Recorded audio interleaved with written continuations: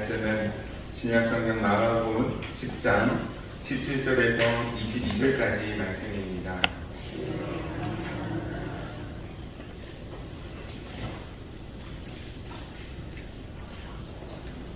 마가복음 10장 17절에서 22절까지의 말씀 한 절씩 교독하시겠습니다.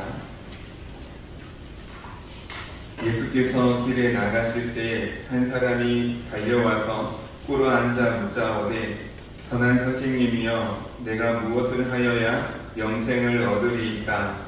예수께서 이르시되 네가 어찌하여 나를 선하느냐 하나님 한 분 외에는 선한 이가 없느니라. 내가 계명을 안 하니 살인하지 말라, 간음하지 말라, 도둑질하지 말라, 거짓 증언하지 말라, 속여 빼앗지 말라, 내 부모를 공경하라 하였느니라.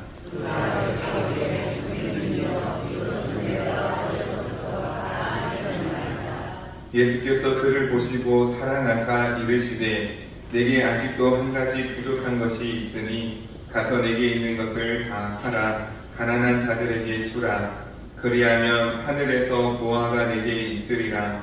그리고 와서 나를 따르라 하시니 그 사람은 재물이 많은 고로 이 말씀으로 인하여 슬픈 기색을 띠고 근심하며 가니라.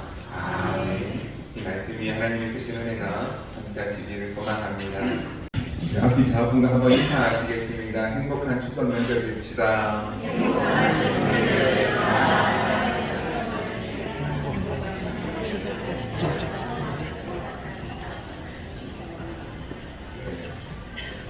가족을 찾아서 명절을 지내기 위해서 가신 분도 계신 것 같고 오늘도 고향교회를 찾으신 분들도 계신 것 같습니다.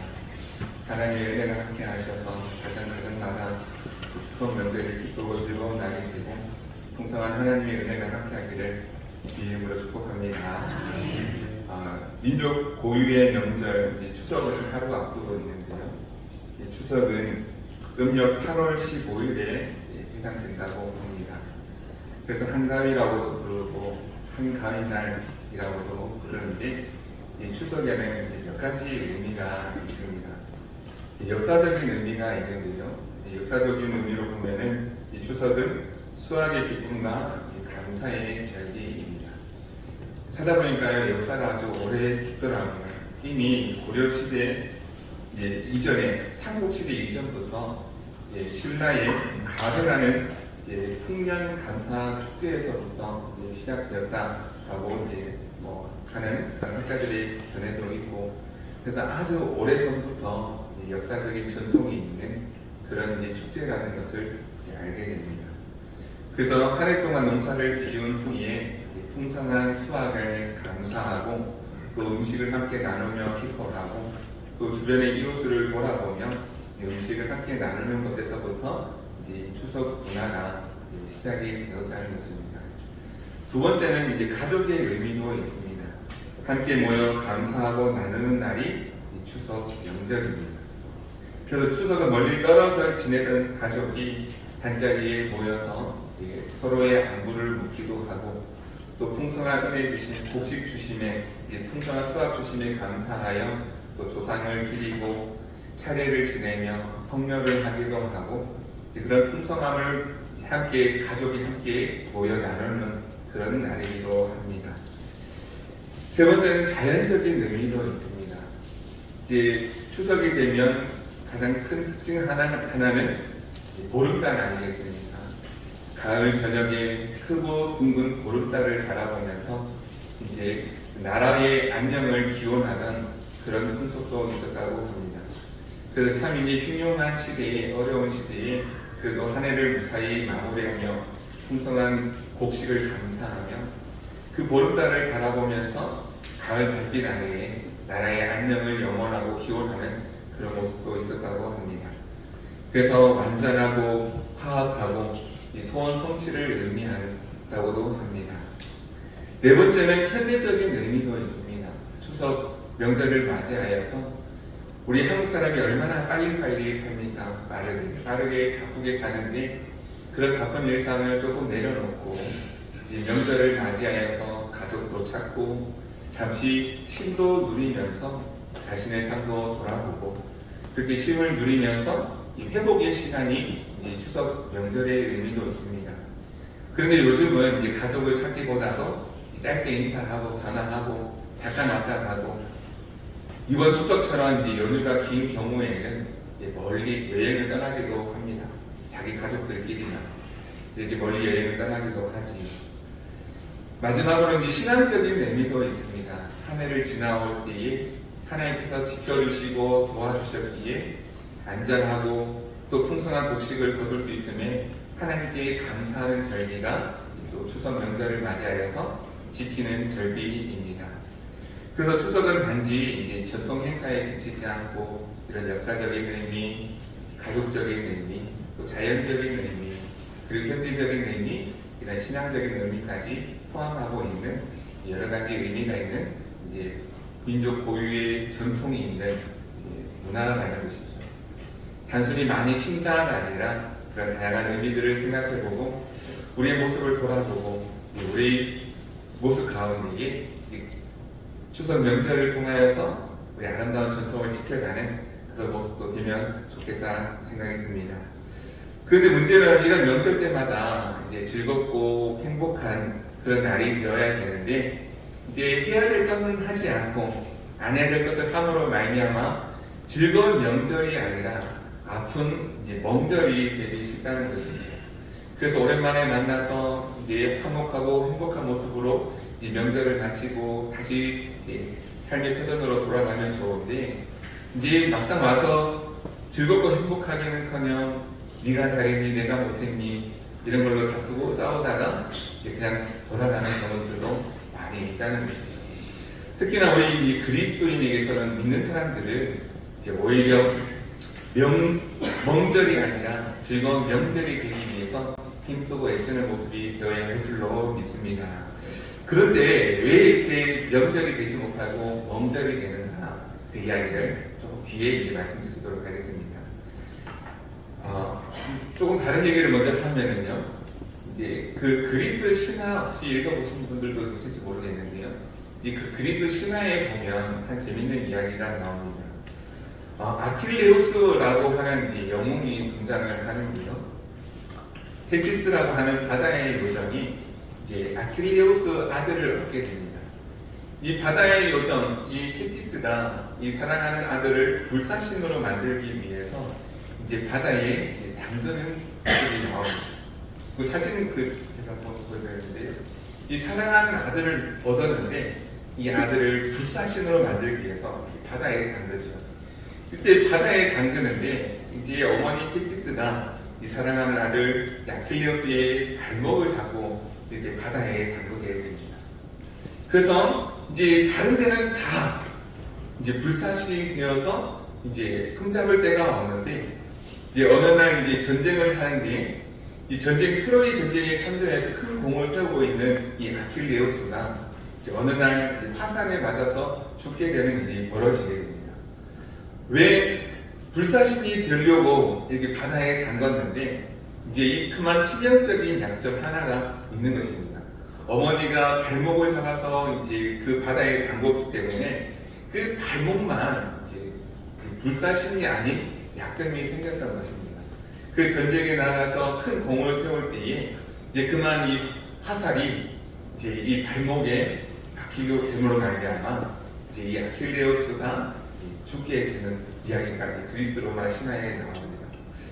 그래서 불사신이 되지 못하고 화살에 맞아 죽게 되는데 이 여기서 유래된 말이 이제 아킬레스 건이라는 말이 있습니다.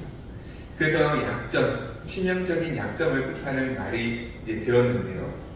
그래서 이제 이 아킬레스 건이라는 말이 이제 의학적인 용어로뿐만이 아니라 이제 사람에 있어서 치명적인 약점을 뜻하는 그런 비유적인 말로도 이제 사용이 됩니다. 이제 이 아킬레스 건이라고 하는 것이 이제 참 중요한데 우리가 서 있을 수 있도록 하고 걸어갈 수 있도록 돕는 이제 종골근이라고 하는 이 근육을 사용한다고 하는데요. 이 아킬레스 건이 얼마나 중요한지 모릅니다. 이제 제가 아는 그 목사님 한 분이 이제 같이 이제 운동을 하시다가 갑자기 뚝 하면서 이제 이 아킬레스 건이 끊어진 겁니다. 그 수술하는 장면도 이제 사진을 찍어서 올렸는데 지난번에 한번 말씀드린 적이 있는 것 같은데요.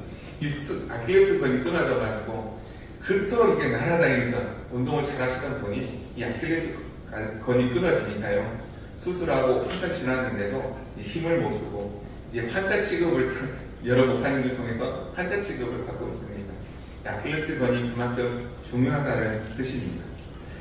그런데 이 아킬레스건 이것이 이제 몸의 신체 일부이기도 하지만 이제 우리 사람에게 있어서 중요한 약점을 뜻하는 말이 되기도 합니다. 사람들마다 이런 약한 점, 연약한 부분, 힘을 못 쓰는 부분, 그런 치명적인 약점이 이제 있는데요. 이제 그런 치명적인 약점을 가지고 사실은 우리가 사람마다 그 치명적인 약점이 있는데 그것을 어떻게 대해야 하는가, 그게 참 중요하다는 것입니다. 첫째는 이제 이 아킬레스건, 나의 아킬레스건, 나의 치명적인 약점을 알 필요가 있습니다. 사실 우리가 자기 자신을 잘 모를 때가 많습니다. 자기 자신의 약점, 자기 자신의 부족한 점을 잘 모를 때가 많이 있다는 것입니다. 자기 자신은 완벽하다고 생각하는 경우가 있다는 것입니다. 우리 성도들 그렇게 생각하십니까? 아니군요. 이 사람들마다 약점이 있는 부분을 잘 아는 사람이 있습니다. 우리 그리스도인들 경우에는 자기 약점을 잘 아는 경우가 있습니다. 그리고 또 한 가지는 다른 사람의 아킬레스건, 다른 사람의 약점도 잘 알 필요가 있습니다. 그런데 이제 참 신기하게도, 우리 눈은 참 신기하게도 자기 자신의 약점은 잘 모르는데 다른 사람의 약점은 잘 안 가르쳐줘도 너무 잘 보이는 겁니다. 잘 아는 것입니다. 다른 사람의 약점을 알면 그 약점을 가지고 어떻게 해야 되겠습니까? 세상 사람들은 그 약점을 가지고 그 사람을 공격하는 데 많이 사용합니다. 다른 사람의 약점을 갖고 금품을 요구하거나 성적인 그것을 요구하거나 그 잘못된 일을 시키거나 그런 잘못된 모습으로 나타나는 경우가 많은데 우리 그리스도인들은 어떻게 해야 되겠습니까? 다른 사람의 약점을 잡고 그것을 공격할 것이 아니라 그것을 보듬어주는 그 모습이 되어야 한다는 것입니다. 그래서 자기 자신의 약점을 잘 알아서 자신의 약점을 잘 다스리고 또 다른 사람의 약점을 잘 보아서 약점을 보듬어주고 감싸줄 수 있는 그 모습이 그리스도인의 삶의 모습일진데 우리가 그렇지 못하고 반대로 살기 때문에 오히려 문제가 되고 아픔이 되는 경우들이 많다는 것입니다. 세상 사람들은 그렇게 살겠지만 우리 그리스도인은 하나님을 믿는 사람들은 자신의 약점을 가지고 잘 다스릴 수 있어야 하고 다른 사람의 약점을 보았을 때 그것을 공격의 기회로 삼고 흠을 삼아서 공격하는 모습이 아니라 잘 보듬어주고 다듬어줄 필요가 있다는 것입니다. 로마서 15장 1절 2절에 이런 말씀이 있습니다. 믿음이 강한 우리는 마땅히 믿음이 약한 자의 약점을 감당하고 자기를 기쁘게 하지 아니할 것이라. 우리 각 사람이 이웃을 기쁘게 하되 선을 이루고 덕을 세우도록 할지니라. 사도 바울은 덕을 세우고 믿음이 있는 사람의 모습이 어떠한가? 믿음이 강한 사람이 믿음이 약한 사람의 약점을 친히 담당하고 그 약점을 보듬어 줄 수 있는 사람이 믿음이 강한 사람인데 그 사람을 통하여서 믿음의 덕을 세워가며 아름다운 모습이 나타나게 된다는 것입니다. 오늘 그 우리의 모습이 어떤가 하는 것이죠. 오늘 우리의 모습은 덕을 세우고 있는 모습입니까? 아니면 그 자신의 약점을 감추고 다른 사람의 약점만 들춰내서 문제를 만들고 아픔을 키우고 상처를 주는 그런 모습인가 하는 것이죠. 사람들마다 누구나 다 약점은 있습니다. 이 아킬레스건이 있습니다. 이 아킬레스건을 가지고 우리가 하지 말아야 될 것을 함으로써 우리는 명절이 아니라 명절이 된다는 것입니다. 오늘 말씀 보면요, 마가복음 10장에 보면 한 청년이 등장하는데요. 마태복음에서도 나오고 마가복음에서도 나오고 누가복음에서도 나오는 이 청년, 그 내용을 종합해 보면 부자 청년이었고 관리였고 능력 있는 부자인 청년의 모습으로 나옵니다. 그래서 이 청년이 선한 선생님이여 하면서 예수님께 나와서 질문을 합니다. 어떻게 하여야 영생을 얻을 수 있습니까? 예수님께서 다시 이 청년에게 묻습니다. 내가 말씀대로 잘 살았느냐? 말씀을 잘 지켰느냐? 예, 말씀대로 잘 지켰습니다. 율법도 지켰습니다. 말씀대로 살고자 하였습니다. 그런데 이제 21절 말씀 우리 같이 한번 읽어보겠습니다. 21절 말씀 이제 그렇게 한번 읽어보겠습니다. 시작. 예수께서 그를 보시고 사랑하사 이르시되 내게 아직도 한 가지 부족한 것이 있으니 가서 내게 있는 것을 다 팔아 가난한 자들에게 주라. 그리하면 하늘에서 보화가 내게 있으리라. 그리고 와서 나를 따르라 하시니. 아멘. 이 부자 청년이었습니다. 능력이 많은 것 같습니다. 아주 관리였고 아주 능력이 많은 이 청년이었고 그러면서도 하나님을 사랑하고 믿음도 잘 지키는 누가 봐도 이제 좋은 예쁜 믿음이 있는 청년의 모습이었습니다. 그런데 이 청년에게 한 가지 부족한 것이 있다라고 말씀하시는데 내가 가진 재산 다 팔아서 가난한 사람들에게 나누어 주라. 그리고 너는 와서 나를 따르라. 이렇게 말씀하고 있습니다. 모든 것이 완벽해 보이는 이 청년이었지만 이 청년에게도 한 가지 부족한 것, 그것을 주님이 보시고 그것을 이제 말씀하십니다. 그런데 우리가 많이 오해하는 부분은 이제 우리도 재산을 다 팔아서 주님께 바치고 다른 사람 다 나눠주고 이제 우리도 주님을 따라야 되나 보다. 여기가 이제 많은 관심을 가질 수 있는데요. 그런데 정말 주님께서 귀하게 여기신 부분은 주님께서 보신 부분은 이 부분이 아니라 정말 사랑하는 이 청년이 주님을 따를 것을 보시고 말씀하시고 이 청년이 따라오기를 간절히 기대했다는 것입니다.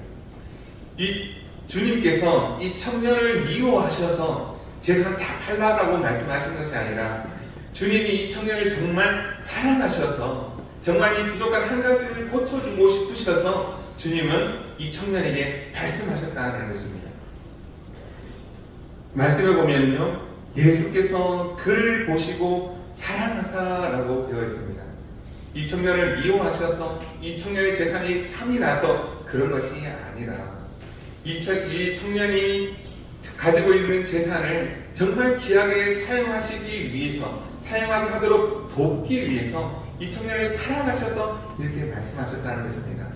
그런데 이 부자 청년이 어떻게 하였습니까? 예수님의 그 말씀을 제대로 듣지 못하고 그 말씀에 순종하지 못하고 이제 그 부족한 한 가지 그것을 포기하지 못하고 근심하여 떠나갔다라고 말씀하십니다.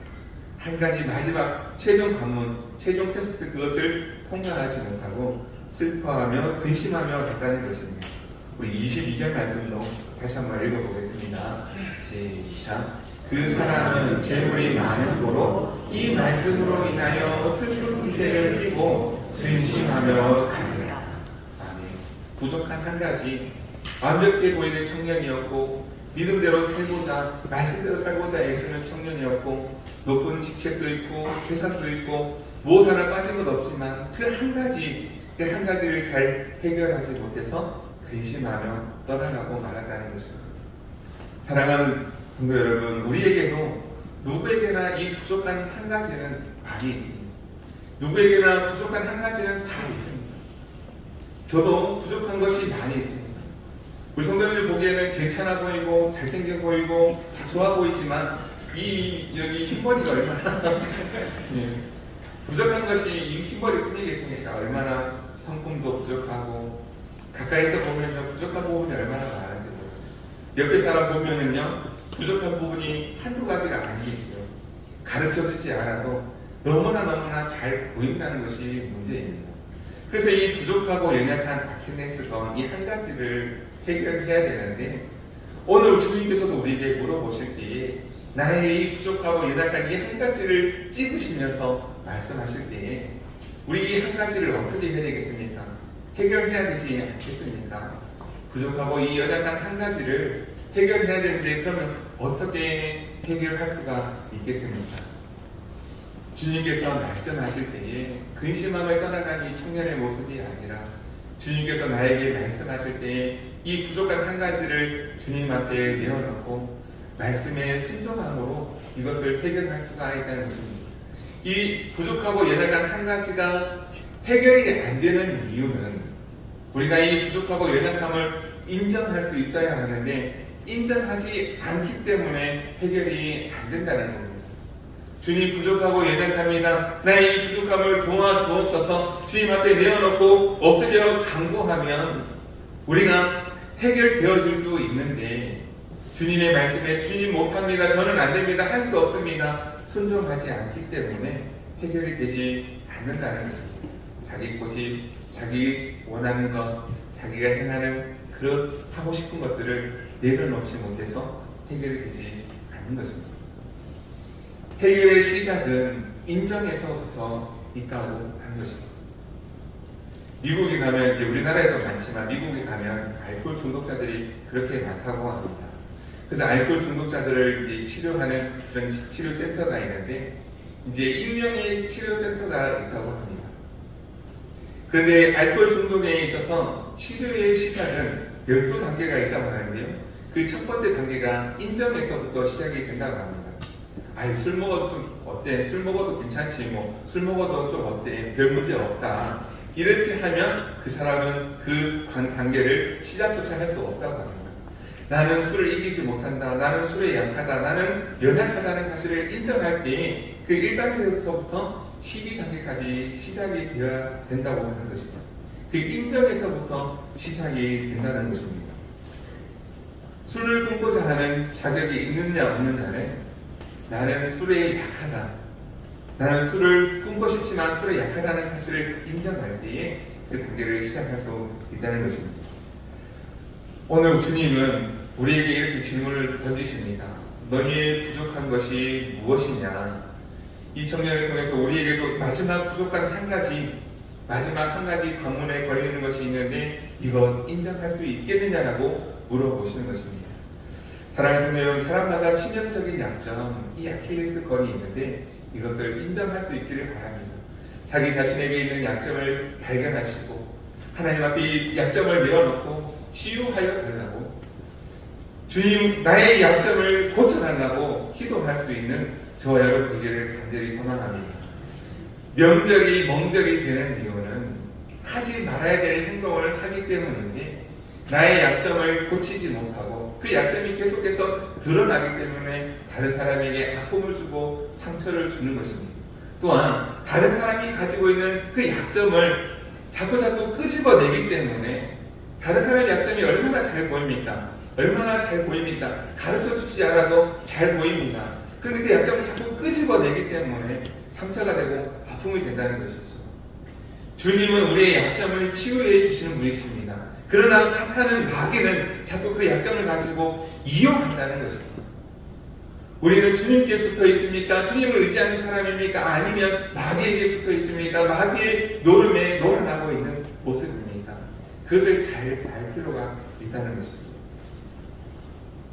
가정마다 이제 서로 약점이 있는데 부부 사이에도 얼마나 이제 서로의 약점을 이제 잘 압니까? 말 한마디를 해도 이 부부 사이에도 여러 가지 이야기를 합니다만 이제 서로 의견을 맞지 않는 경우가 얼마나 많은지 모릅니다. 이제 저희 이제 그저께 장례식이 있어서 저희 104세 되시는 할머니께서 이제 돌아가셨어요. 돌아가셔서 장례식에 참석하고 오는 길에 거기에서 이제 가족들도 만나고 이런저런 이야기도 나누고 또 이제 그동안 제가 이제 스승으로 모시던 목사님이 계셔서 이제 목사님이 딸이 33살인데 이제 딸은 33살인데 시집을 가야 되는데 이제 아는 총각이 있으면 소개시켜 달라고 이런 얘기도 하였습니다. 그래서 일단 장례를 마치고 이제 오는 길에 이제 이야기가 있었죠. 이제 33살 되는 딸이 있단다. 그래서 이제 제가 생각하기를 이제 누구 소개시켜주면 좋겠다 그런 생각을 하였죠. 그래서 그 목사님도 제가 좋아하는 목사님이고 또 아는 분이 한번 생각이 나서 그분에게 소개시켜주면 좋겠다 그런 생각을 했더니 이제 부부 사이에도 생각이 다르죠. 이야기를 하는데 이제 생각이 많이 다르구나 그런 생각을 했습니다. 그래서 이제 어떤 분들은 이제 연봉이 얼마고 또 이제 직장 어디 다니고 뭐 이런 저런 생각하지 않겠습니까? 저는 그런 생각을 하지 않았는데 이제 이야기를 하다 보니까 이런 얘기들도 나오는 것입니다. 그래서 이제 서로의 부족한 부분, 연약한 부분이 있겠죠. 이제 그런데 이제 그런 부분을 먼저 생각하는 모습은 아닌가라는 생각도 들었습니다.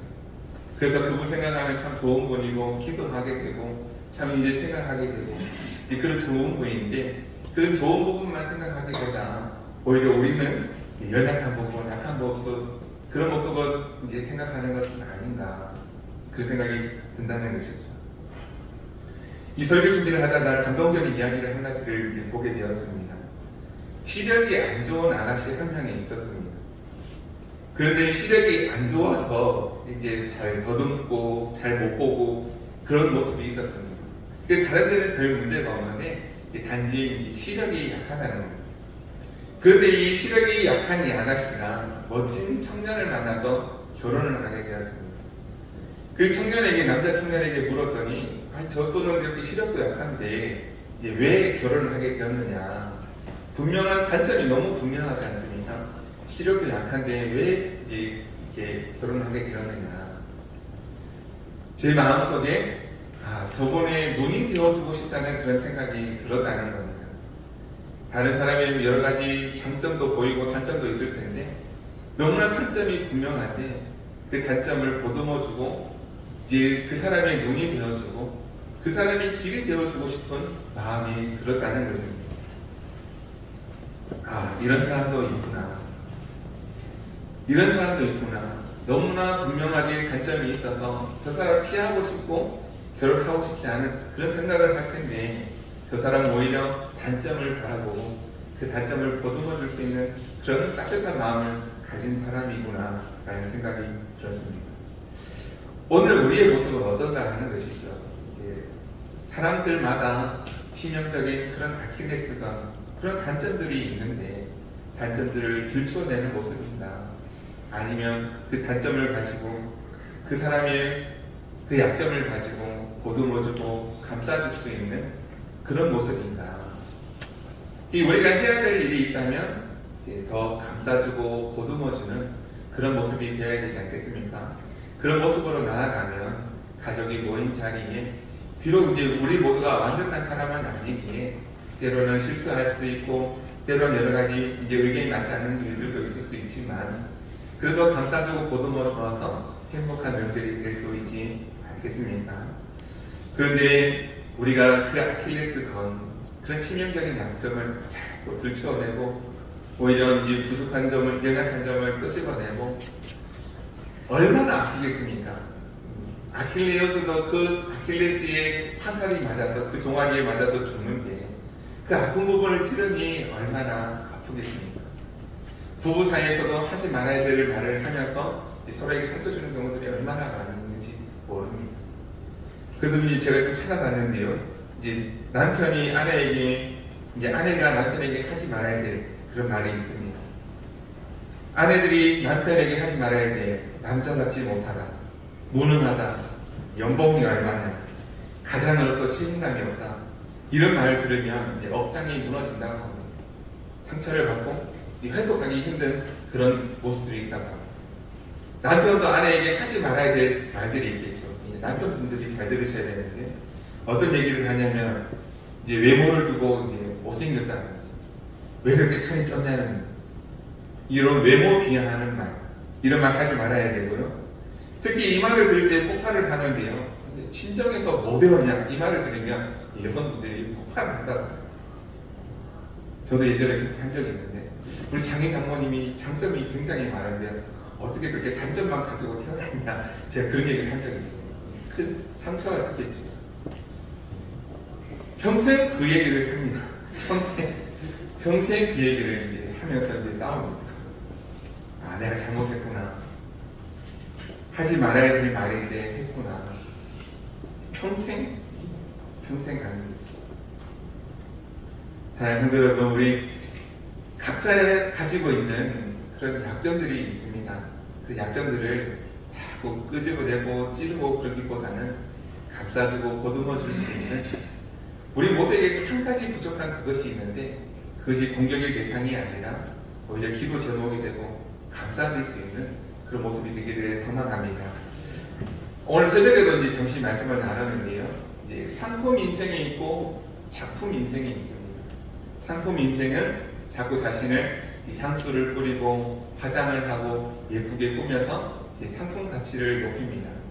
그래서 상품 인생은 다른 사람과의 경쟁에서 이길 수는 있습니다. 다른 사람과의 경쟁에서 이겼기에 다른 사람 위에 군림해서 다른 사람을 억압하는 그런 모습이 있습니다. 그런데 다른 사람한테서 성공한 사람이라고 하는 이야기를 들을 수 있지만 존경을 받지는 못합니다.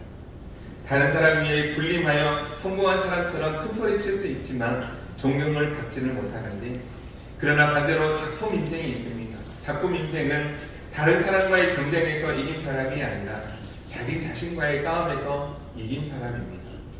그래서 다른 사람에게 감동을 주며 다른 사람들을 옳은 길로 지도해 가는, 인도해 가는 모습이 이제 작품 인생입니다. 그런 사람을 위대한 사람이라고 부릅니다. 오늘 우리는 어떤 모습인가요? 성공을 추구하며 남들 위해 서기 위해서, 이제 그렇게 살아가기 위해서 다른 사람 아픈듯 말든 상관없이 자기의 성공만을 위해서 살아가는 삶입니다. 아니면 그런 아름다운 진한 감동을 나누는, 향수를 뿌리지 않아도 진한 감동이 있는, 진한 향이 묻어나오는, 배어나오는 그런 작품의 인생을 살아가며 다른 사람의 존경을 받으며 그런 모습으로 살아가는가. 오늘 우리의 모습이 그런 하나님께서 원하시는 한 가지 부족한 모습을 아름답게 감싸주고 덮어줄 수 있는 사람, 성공을 추구하는 사람이 아니라 귀한 작품으로서의 위대한 삶을 살아갈 수 있는 그런 믿음의 사람 될 수 있기를 간절히 주님의 이름으로 축복합니다.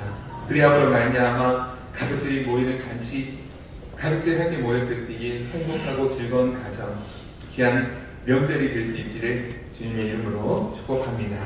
기도하겠습니다.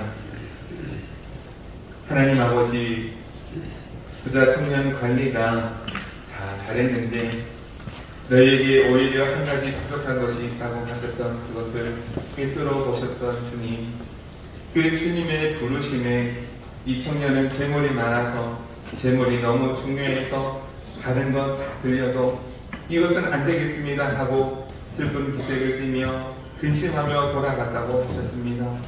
오늘 나에게도 그 한 가지, 그 재물과도 같은 마지막 그 하나, 그 마지막 방문, 그것이 주님께 드려지고 진심으로 치유되고 회복되어질 때에 우리는 주님을 온전히 따르는 자가 될 수 있다고 하셨습니다. 우리에게는 부족한 것들이 너무나 많습니다. 연약하고 아픈 아킬레스건과 같은 치명적인 약점들이 많이 있습니다. 하나님 아버지, 간절히 원하옵나니 그런 부족하고 연약함을 치유하여 주시고, 더 나아가서 다른 사람의 아픔을, 그런 상처를 끄집어내고 아프게 만드는 것이 아니라 주님의 사랑으로 덮어주고 보듬어줌으로 말미암아 고쳐줄 수 있는 그런 작품과 같은 그런 인생이 되어줄 수 있도록 도우시고 함께하여 주옵소서. 가정이 변하고 그 마음으로 교회가 변하고 세상이 변한다고 말씀하십니다. 우리 이 말씀 마음에 깊이 새기고 용기를 내서 실천할 수 있는 저희 모두가 되게 하여 주시고, 특별히 추석 명절을 맞이하여서 온 가족이 모인 그 자리가 화목하고 행복한 가정들 되도록 도우시고 함께하여 주옵소서. 감사드리며 거룩하신 예수 그리스도의 이름으로 기도드립니다. 아멘.